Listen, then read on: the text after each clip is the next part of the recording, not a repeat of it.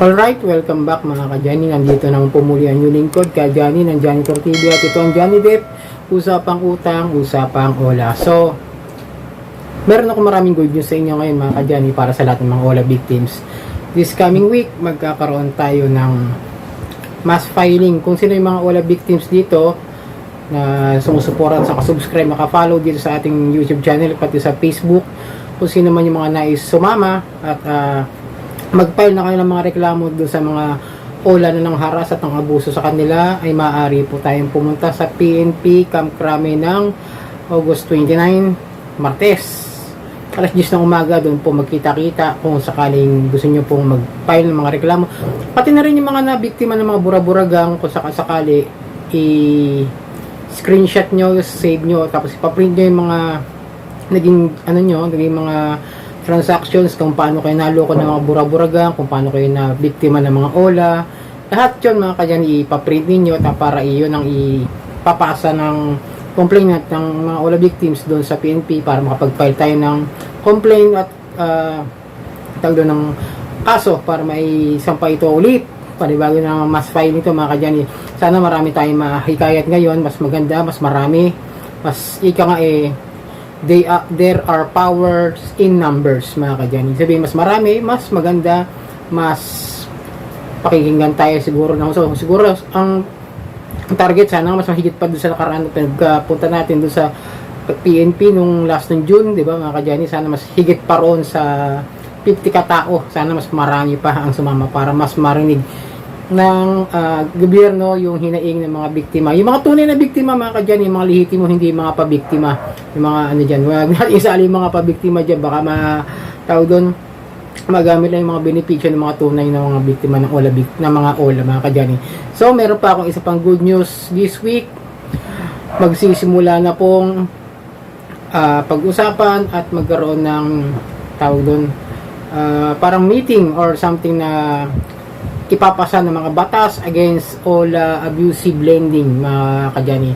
Ito kasi yung hawak ni Senator Win Gatchalian at saka ni Senator Joel Villanueva mga ka-Johnny.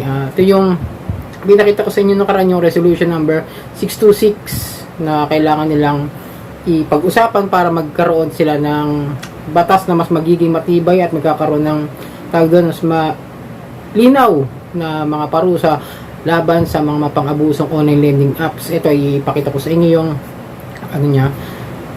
Pero pasensya, medyo malabo mata ko talaga pag ganito Proliferation of unauthorized online lending applications and abusive lending corporations. Ito yung resolution number 626. Ito po kay Senator Win Gatchalian. At yung isa po yung di ko alam kung ito PS kung Philippine Senate Resolution number 640 siguro ibig sabihin na to. Unregistered and unauthorized online lending companies. Ito po ay kay Senator Joel Villanueva mga ka-Johnny. Yan ang pag-uusapan ngayong August 30 sa Senado mga ka-Johnny.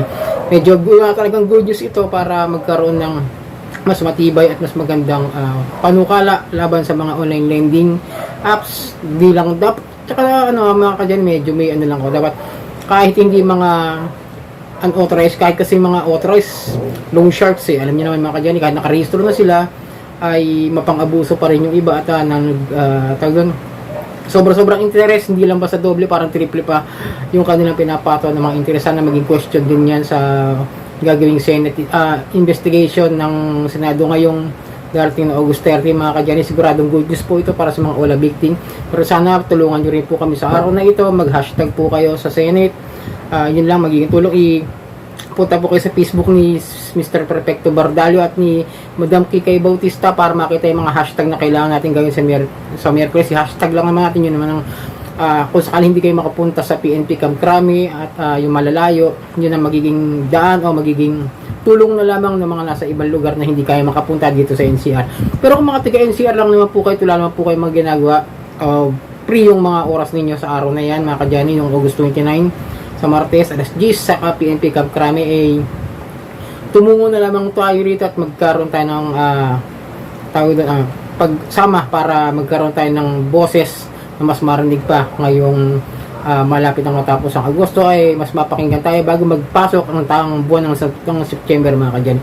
So mga ka-Johnny minsan yung Pero kasing butas ng ngipin ko, kaya medyo nadulbulol. So yung mga kadyan, ito ang new lingkod ka, Johnny ng Johnny Tortiba. At ito ang Johnny Depp, usapang utang, usapang ola.